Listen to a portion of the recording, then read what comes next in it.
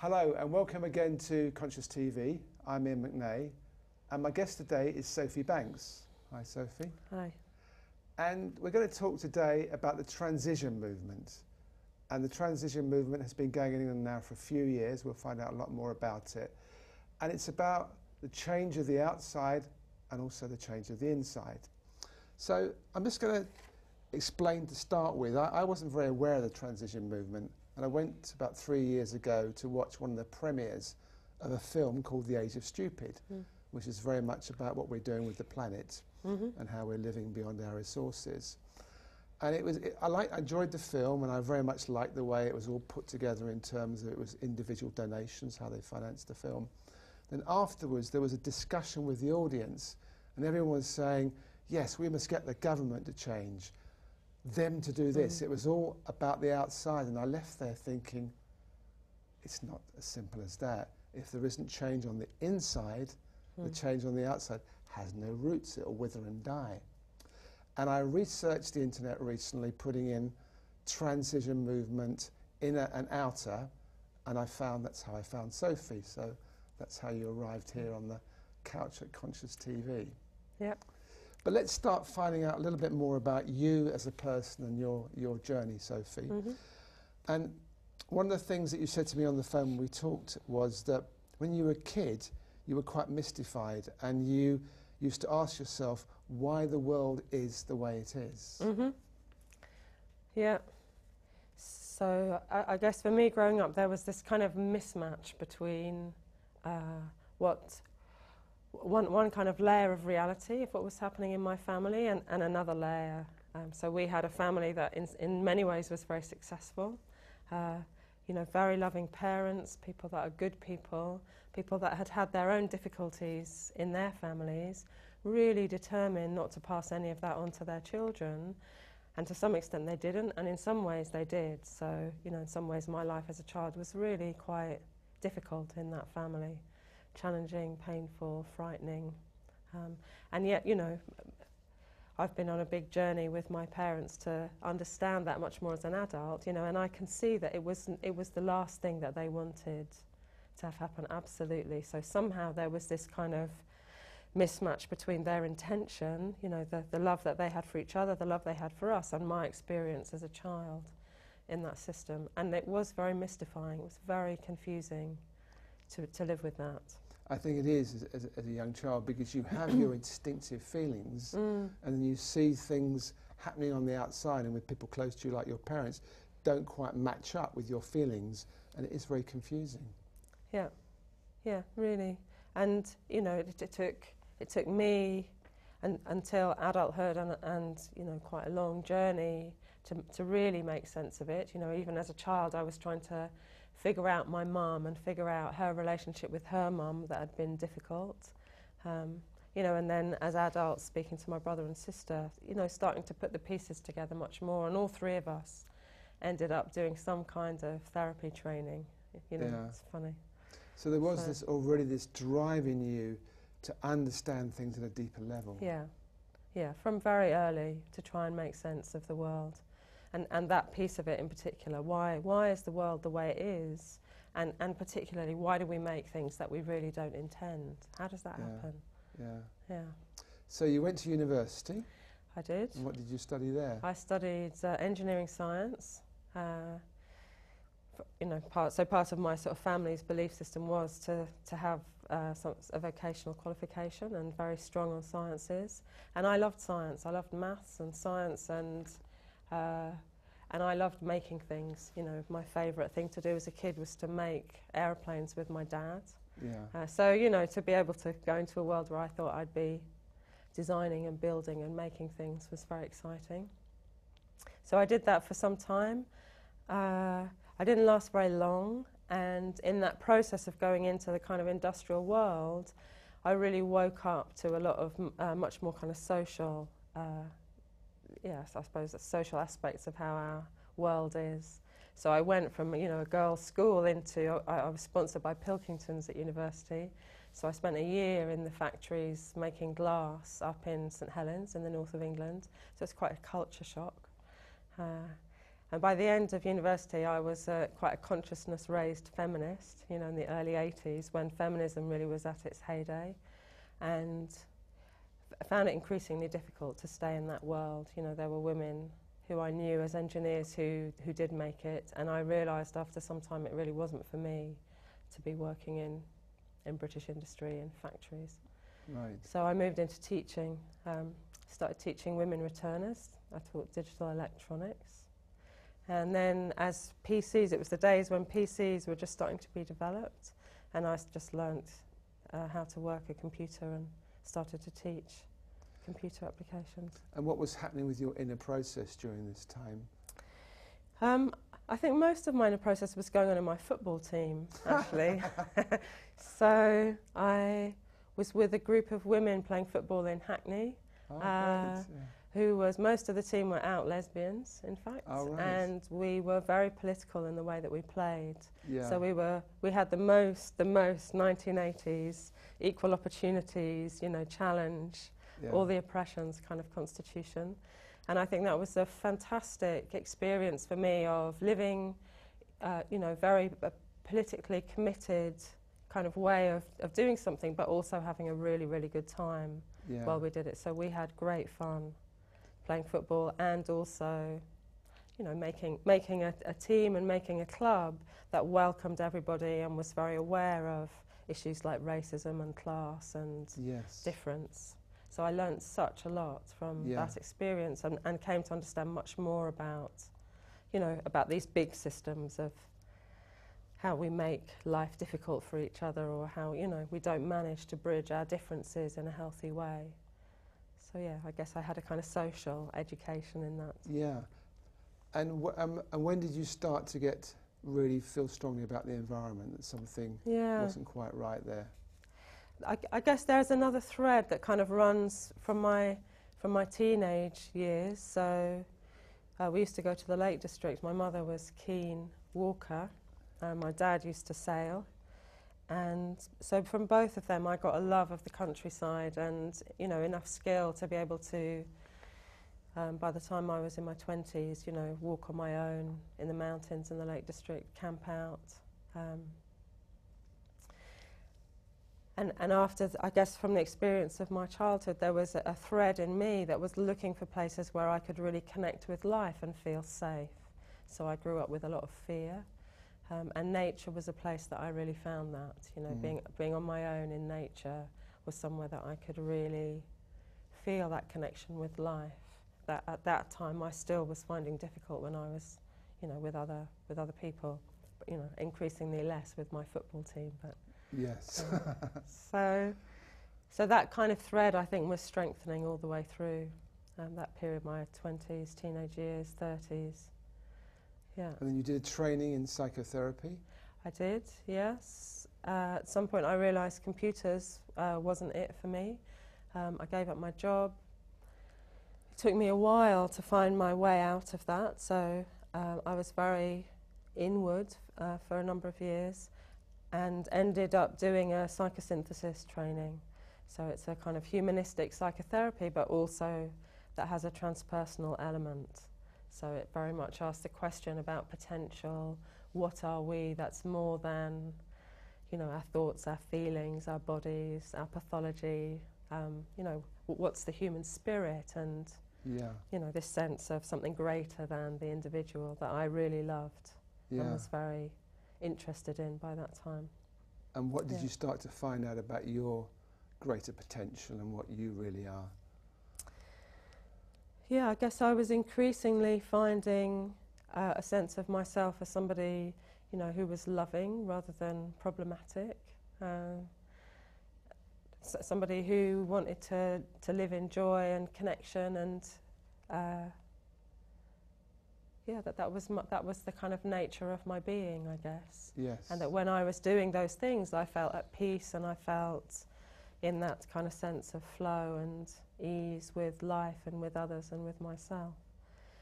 And I was very lucky on my psychosynthesis training. It was a very unusual one-off training, but I met lots of threads on that I kind of picked up and followed later on. So one of them was family constellations, Yes. that I later trained as a family Yes. constellator. And another one was eco-psychology. So we did a weekend of eco-psychology, which looks at the relationship between, insights that we have from psychology, one-to-one, individual psychotherapy, and asks the question, is that relevant to much wider systems of relationship, and in particular, our relationship to the natural world? So this, how do humans relate to nature? What can we learn from how humans relate to ourselves or to each other? One of the things I remember from the Age of Stupid film, one of the conclusions was that as a human race, we're quite good at relatively short-term planning. But when it comes to longer-term planning, for some reason we don't have an aptitude for that. And that is exactly what's happening with our planet now. Okay, we're now in the kind of February 2012, and looks like we're going to have a water shortage in parts of the UK, and we'll get that planned short-term, but there probably won't be a long-term look at things. Now, what's your take from the eco-psychology side and why that's the case?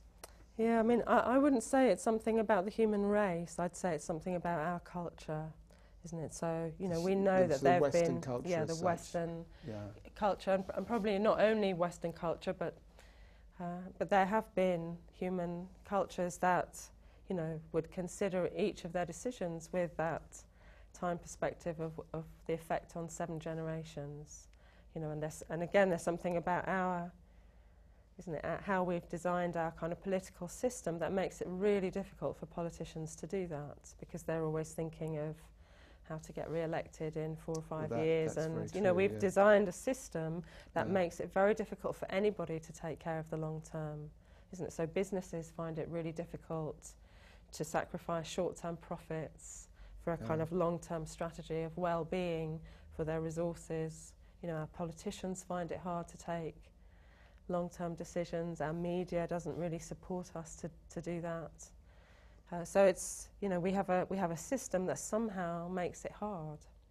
Yeah, it's good you put it that way, because you're not blaming anyone in particular. You're just saying, for whatever reason, and I'm sure there are good reasons why, the system we've chosen in the West to build as our basis of society, that word comes up again, we'll use later, unsustainable. The system in itself is unsustainable, so everything else becomes unsustainable in its own time, in its own place. Yeah, and that question why is complicated, isn't it?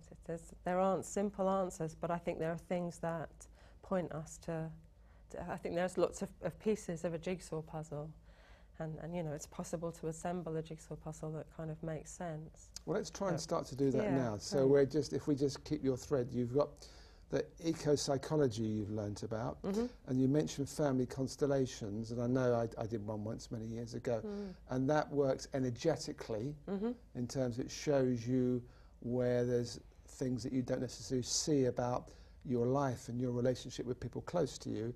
It shows you that in an energetic way. So how does a family constellation fit into the bigger picture for you? The thing that there were several things that I loved about family constellations.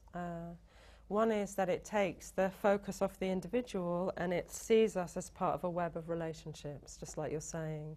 So rather than just looking at a kind of individual pathology and always, saying, Sophie does this because Sophie's past or Sophie's characteristics, and it's all within Sophie, to say actually that who I am and who I grew up to be was very much influenced by the system of my family, and not only my living family, but also generations that came before that, and the system that they grew up in.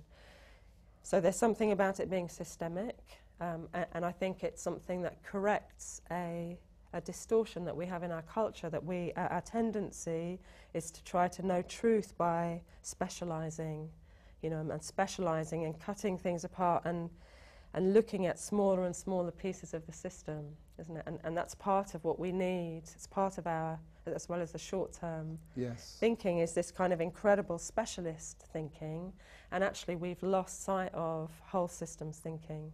So for me, family constellations does that in terms of human systems. And when you see that, what you see is that there's lots of incredibly deep dynamics that are going on that's difficult to see until you look at the whole system and set it out. And actually, when you do that, what you see is that lots of things that look dysfunctional and painful and even hateful or destructive suddenly can be translated back into people trying to love each other, but the system being blocked in some way because because there's not enough health and capacity in the system for some kind of trauma to be processed. So it might be something that was considered shameful, like, somebody who had an illegitimate child, or there was a rape or a murder, or someone was homosexual and got excluded from the family. It might be a death that occurred. But all of these things where there isn't enough resource in the system for that, or maybe there's great social pressure, to not mourn that person, to not keep on including them even after something's happening. Actually, some people will be trying to put that right. It's like there's a deeper level at which, as human beings, I think we've evolved to need the whole to be well. And somehow, even in ways that are unconscious and slightly mysterious, some part of us serves the well-being of the whole. And then what you see is people, as it were, taking on characteristics of the lives of people that have been excluded, for instance, as a way of kind of honouring them and bringing them back into the system. So again, it's an example of how, as individuals, or how perceiving ourselves as individuals, we lose touch of the greater picture, as you put it, the whole. Yep. Yeah, I think that's a really good way of putting it. And that's kind of, in a way, that's the root of our problem, isn't it? We've lost touch with who we are at a fundamental level. We think we're all these separate individuals, and at one level we are separate, but at a deeper level we're not. We're actually very much not even interlinked. We come from the same source, and when we forget that, it creates imbalance in so many ways. It does, yes. And one of the biggest illusions that we have is that somehow we're apart from nature, isn't it? And if you listen to the language with which people talk about humans, or our relationship with nature, it's very rare that you get people speaking as if we're completely not separate. We're just another part of that whole system of life, isn't it? So it's often, what's nature doing to us, or what are we doing to nature, not what are we in nature co-creating. We tend to see the tsunami, or the kind of the really bad extreme weather as something against us as a human race, and we tend to forget that maybe there's a possibility we contributed to that as a human race, and maybe it's the part of a bigger picture, something that's meant to happen. Yeah, I mean, certainly, isn't it? Certainly you can see lots of the feedback that we're getting, in terms of even just what's in our bodies, the amount of chemicals or substances that are in our bodies that simply wouldn't have been there 100 or 500 years ago. That's, we can't not eat what's in the soil, isn't it? How can we, until we start a factory kind of producing all of our food, what we eat is the soil. So what's in the soil is in us, and if we're putting toxins or chemicals or fertilizer into the soil, of course that's coming into our bodies. We're not separate in any sense, So, someone else you mentioned to me on the phone that was has been influential in your journey and part of the influence of the transition movement is Joanna Macy. Joanna Macy. Joanna Macy, who does something called deep ecology. Yeah, so her specific piece of work is called The Work That Reconnects. I'm connected with deep ecology, and I also came across her in my therapy training, or her work. She lives in California. And part of her background was as a living scientist. So she has a scientific background, but also a very deep Buddhist practice. And she got very interested in the nuclear industry and the effects of the nuclear industry. And she and a group of other people were interested in this question of how can we kind of bring to people's awareness in a way that makes real for them the effects of our nuclear industry. So she looked at the incredible amount of destruction and toxic production of waste, not just from spent fuel rods, but also in the mining stages and the processing and so on. She became a big kind of activist around, particularly the nuclear industry, back in the 80s. And then as our environmental situation, on a much broader scale became clear, she brought that work that she developed with these other people into the environmental kind of awareness movement. And her work is about kind of creating structures that allow us to bring back that really long time perspective. So to almost invite into the room, just by representing them, people from the future, 7 generations ahead, or at some future point, but also to kind of go back and have a sense of the incredible amount of change and challenge that our ancestors have lived through, and that somehow that wisdom is handed down to us. So we tend to forget our ancestors in this culture, but actually to be reminded of what people have done and lived through in order to pass life. And that standing behind you are just ranks and ranks of men and women that have faced incredible upheavals for you to be here.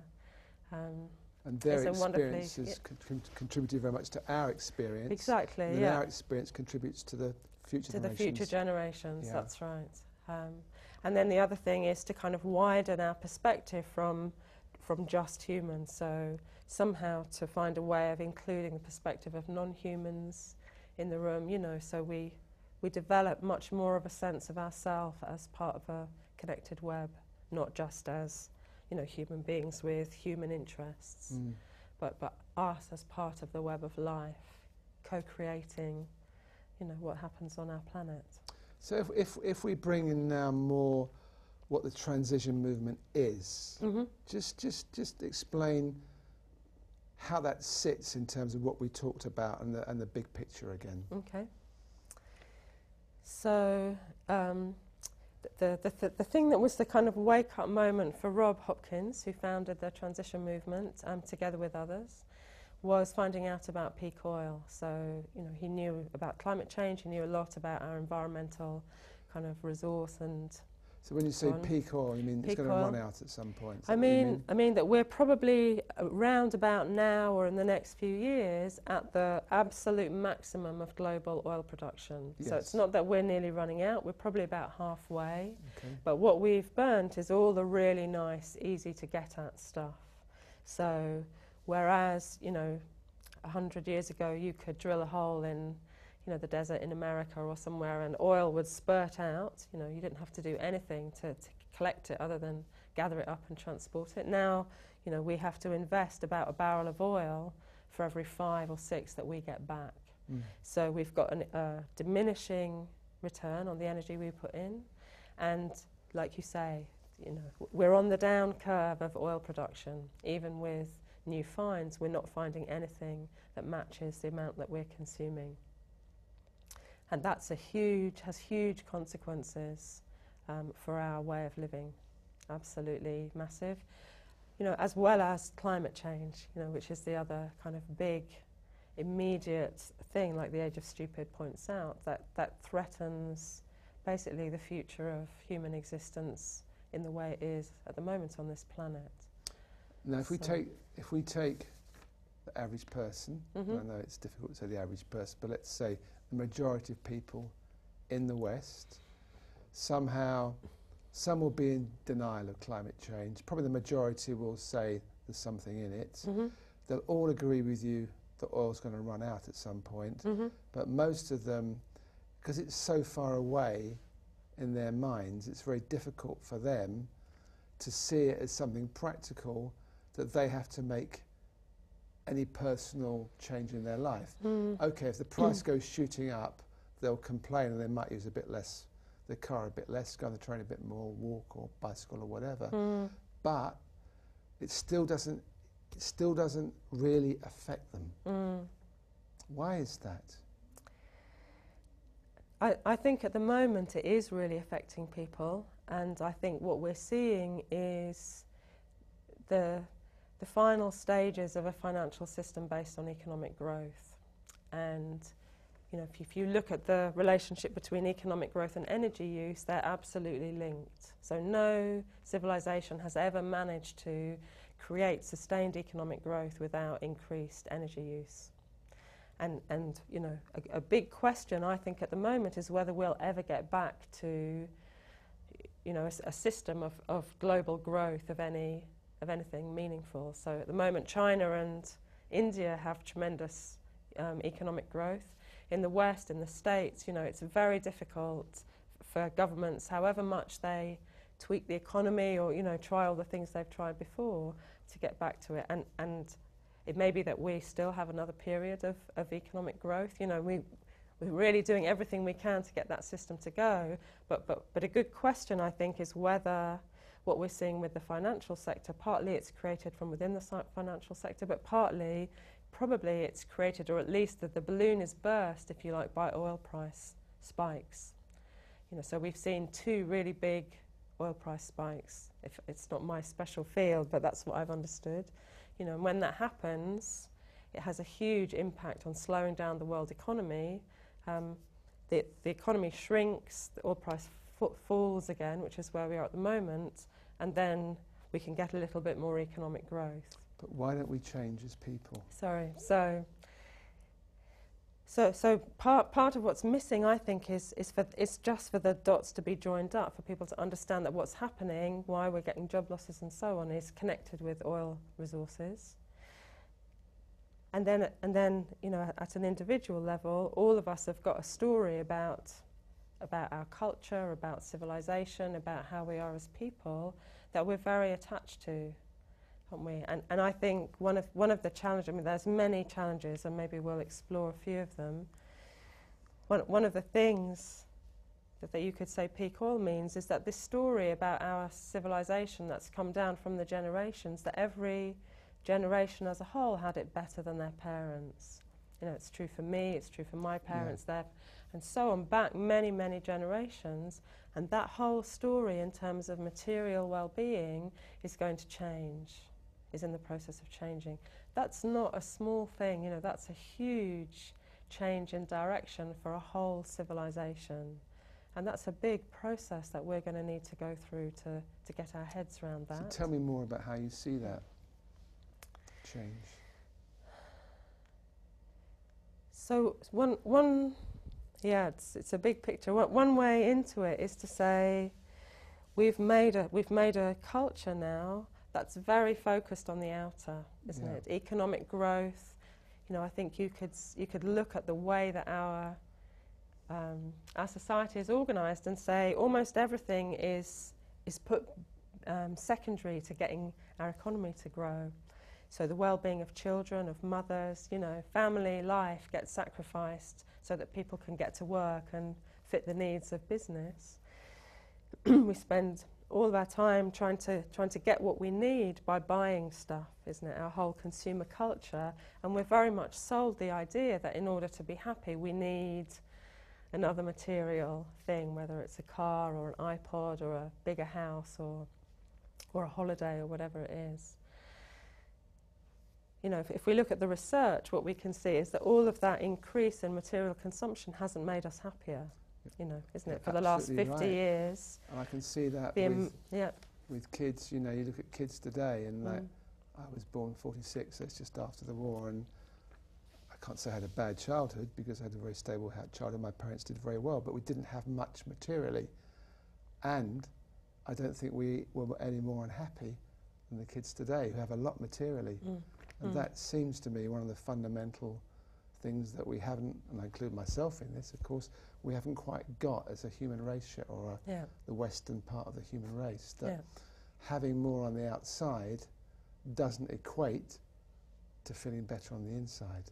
Although there are levels, obviously, and if you're starving, of course you want to have some food, and got nowhere to live, of course you want a little house to live in. But having everything on a grander scale doesn't seem to have any add-on effect, does it? Yeah. I mean, that's exactly what the research shows. And that's what we haven't learned, it seems. Yeah, and there's people that understand that. I mean, I think we do understand that in some parts of our system, but still to get the whole of our system to kind of shift is really difficult. So tell me how about the transition movement is, presumably we're getting there. Yeah. I'm trying to make this relatively basic so people that don't know anything about the transition movement get a feel of different angles of how it looks at things. I presume we've got pretty much the basis from where they come in terms of why they're doing what they're doing. So on a practical level, what are they doing and how do they see that developing over time? Okay, great. So I would say the transition movement kind of asks two questions, and it says all of these changes are coming: peak oil, climate change, environmental changes, resource depletion. Say your community did a really fantastic job of meeting all of those challenges, economic instability, whatever we think might be coming, whatever you think might be happening in the next, say, 20 or 30 years. If you imagine your community, say, 20 or 30 years ahead, and it's done fantastically well at all of that, what does it look like? How are people getting their food? How do they get around? How are we educating the children? What are the systems for making and repairing stuff? You know, how are we living, basically, as human beings in our place, in our local place? So that's the first question. And that's something that very few people are asking themselves. You know, we're not looking that far ahead, and we're not really asking it at a local level, and to have that kind of positive vision. So that's really radical for me. I'd never thought about that until I came across transition. And then the second question says, okay, if we've imagined that, what can we do today to start building that? What can we do right now at a level of our community? So not at an individual level, you know, I can do stuff in my own life, but it feels like a drop in the ocean. Not at the level of campaigning with the government, which feels like it's very hard to get the big systems to shift, but at the scale of, you know, a village, a town, within a big city, one of the old villages of London, like, you know, there's a transition in Belsize Park, for instance.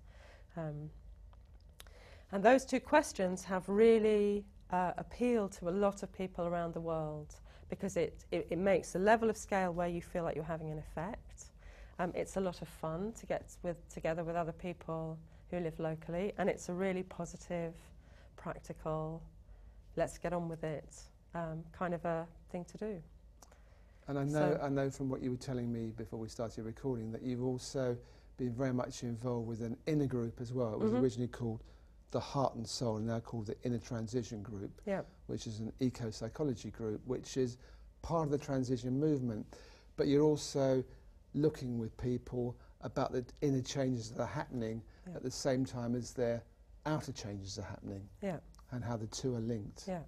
Yeah, so for me that's part of what's really interesting about the transition movement, is that right from the beginning, you know, Rob was bringing together ideas from lots of different fields, and one of them was from the psychology of change, kind of field, from the addictions field in particular, and asking the question, you know, how do we get people to change? How do we persuade people? How am I, what's the process that I went through when I changed? You know, and to do that as a proactive thing. So, you know, if we can get people to start putting in place some of the building blocks for the future slightly ahead of time, we're not just going to be in a reactive state of collapse or breakdown or, you know, whatever else might come. So there's one kind of one thread about the inner process that asks that question: how does change happen? And when you look at that, what you see is that most of what happens in a change process goes on the inside. So all kinds of things need to happen internally before somebody will do something different on the outside. So can you give an example of that, either for yourself or somebody else? Yes. So, I mean, if we just take a simple example of you know, if we're trying to use less energy in our lives, something like, you know, choosing not to drive to work, for instance. Okay. So first of all, we need to understand that there's a reason to change, isn't it? First of all, that kind of awareness needs to start that says, I need to do something differently. So there's a problem out there, or there's a potential for something better out there. It's got something to do with me and how I live. So we need to feel a sense of connection of my behaviour to these, you know, very large scale issues. And then for for the different, because in response to saying I need to use less energy, there might be all kinds of things that I might think about, some which are more practical, some which are more expensive, some that are difficult because of my family and so on. So I need to go through a process of making sense of what's meaningful and possible for me to do. And then I need to actually kind of make the preparations. You know, I need to figure out how I'm going to get to work by bike or by bus or car share or whatever. So all of that needs to happen before I can actually make the practical change. You know, and exactly the same is true if we were doing something like, you know, coming together to, I don't know, do community allotments. We still need to understand why it's needed, you know, get a sense of how we're going to do it, and then only when we've gone through all of that process can we actually start to do something. I get the sense as you talk and you use these simple examples that it's also a process for someone where they're challenging their habits that they've learned for whatever reasons, and they're saying, well, I need to make a change. That takes me on a practical change inside. And also going back to what you said towards the beginning of the interview, it's also bringing people in, bringing all this in a very slow way back to the original connection with nature and our interconnectiveness. Because the more we think, the more we realise, well, we have to change inside to change the outside. It shows us how the grid that our values are built on, and how that grid maybe is not as solid as we think. And we start to dismantle that grid. It starts to show us a much wider picture of who we are as well. Yeah. And I think that sense of who we are is really important, isn't it? What's my identity, you know?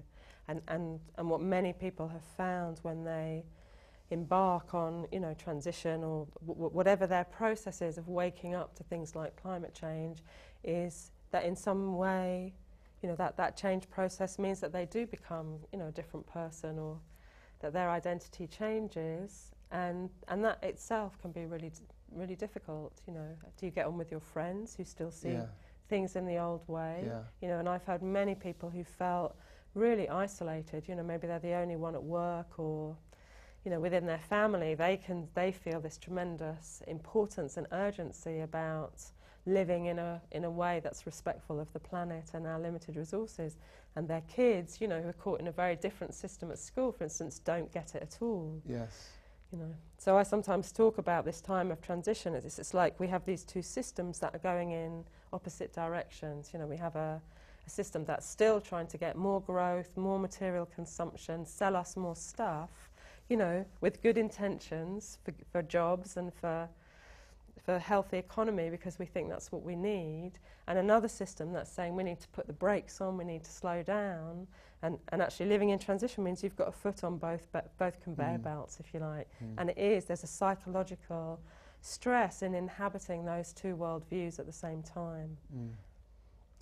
I know I'm just going through my notes, we covered so much when we had a conversation on the phone the other day. I won't get it all in this programme, and you were mentioning people I'd never heard of, which always interests me for Conscious TV. And you talked to a woman called Chellis Glendinning, who was quite influential on you, and she wrote a book called I'm in Recovery from Western Civilization. Yeah, so I came across her book when I was in the States, when we were, my partner and I were training transition projects in the United States. And she looks at the process of, you know, what we would call transition, but you might call it lots of other things, through the lens of addictions. And, you know, there's the 12-step movement, the Alcoholics Anonymous, who are probably one of the most effective self-help movements in the world, where people come together and, you know, work with their addictions with that 12-step process. And she kind of looks at, you know, what if we look at ourselves as addicted to a way of life? You know, you see articles in the Economist about, are we addicted to oil? Are we addicted to consumption? You know, and there is something about the way that we live that has an addictive quality to it, because we keep, you know, consuming more and more. It's like we need our fix of stuff, of shopping, of work, of busyness, of travel, you know, whatever it is. And yet, as you say, we're never satisfied on the inside. So, you know, we keep trying to get our external fix, and it's costing us the planet, you know, in extreme terms. It's really damaging our ecosystems, but it's still not filling us up. We're still empty or feeling powerless or whatever it is on the inside. So I think the addictions field, again, you know, has a lot of interesting parallels to make. There's a lot of insights we can see comparing, you know, individual processes of changing our ways of living, but also at a collective level. You know, what's it like as a group of people to say we're not going to keep, you know, getting our food like that, or, you know, whichever part of the system you're looking at.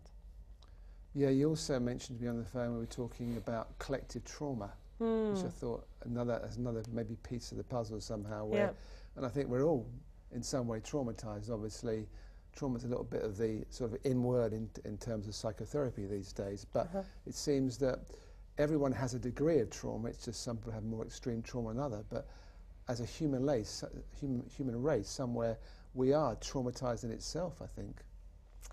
I think that's a really interesting question, and it's a discussion that I sometimes have with people. You know, so some people would say there's a kind of trauma in coming from spirit into a physical being, isn't it? There's a trauma of separation from spirit, and I think to learn what we can about that, we need to look at really different human cultures and whether that level of kind of individual or collective trauma is present in all the cultures that we could find out about.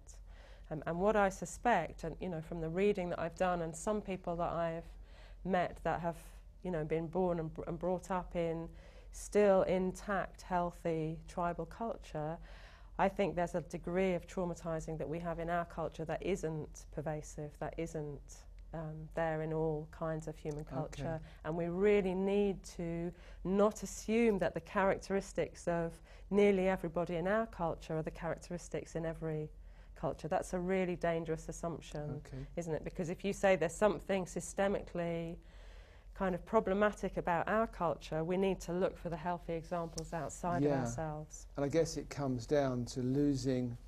We had a couple of interviews earlier today, and both people, both of them, when they were very young, they were very much in touch with essence, spirit, whatever you call it, true nature. They were in touch with who they really were, and it slowly got lost. And it took experiences later on in their life to reconnect them, to remind them, to bring them back to what in one way they knew or felt and lived when they were very young. And somehow it is a question of this loss. Somehow we got lost on the path, and we're going, you know, we're going all over the place, we're in a maze and we can't get out. But somehow there is a way of reconnecting, refinding, and it seems we have to do that on different levels in different ways. We've got about 10 minutes left, so why don't we look more in detail on what you're doing, both on the inside and the outside in Totnes, where you live, with the transition movement, to give people a taste. All we can do in this 55 minutes, whatever, is give a taste of the transition movement, but just to give them a taste of what you actually do down there.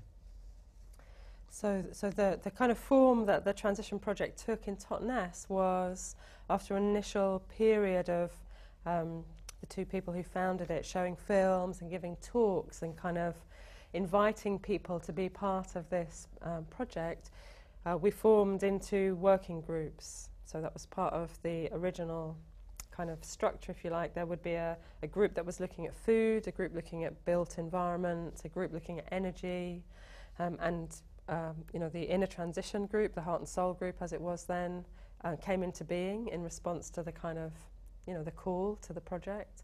We have an arts group, an education group, transport. There's probably more that I'm not remembering. So each theme group has people that attend to that area of our kind of systems for living, and then initiates practical projects. So things that people are actually building or growing or sharing, or, you know, finding new businesses or new ways of doing things. And all of that is held together in Totnes by a core group and a kind of central team.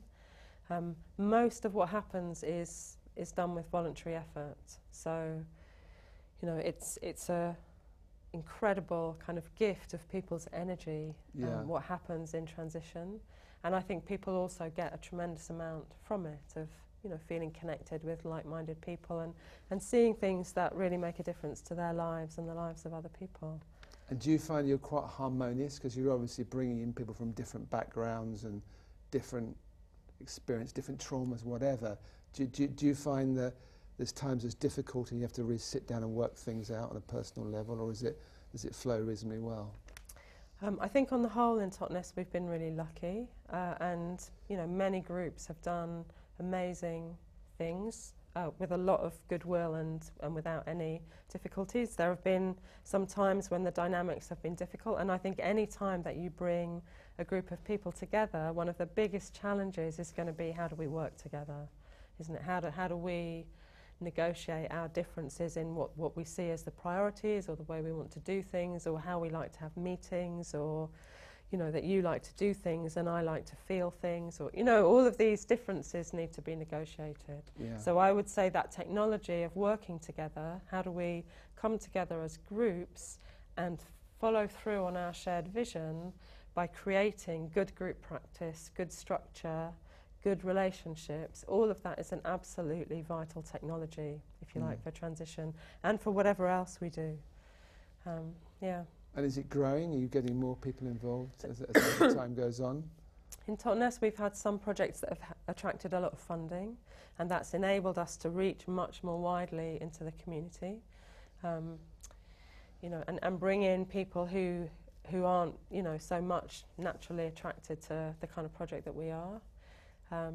There are people who I think we don't bring everybody in, so there's people who don't like the way that transition's done things. We have people who don't agree that we need to do these changes, like you said. So it's kind of a mixture, but you can see in Totnes some projects that are really helping.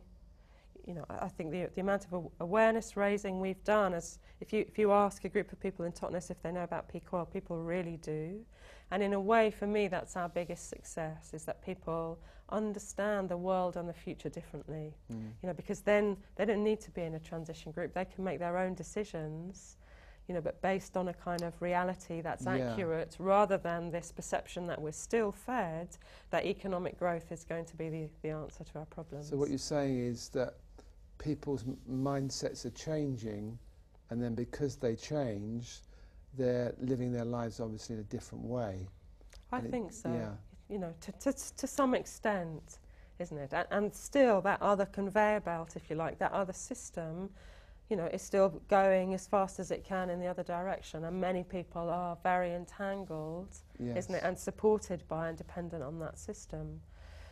So I think some people have an illusion that, or a belief that, transition can kind of grow and grow and grow and grow, slowly attracting more and more people. And I think that as bits of this system start to break down and stop supporting, stops being the way that people earn their living, and, so on, gradually, or not bit by bit gradually, but as bits of this break down, a whole lot of people will wake up, to a new reality and start to look for something that's different, So what would you say in the last couple of minutes, would you say to someone that maybe doesn't live in Totnes or Lewis or I think it's Gloucester or other places, Belsize Park you mentioned, where there is a movement, but they're interested?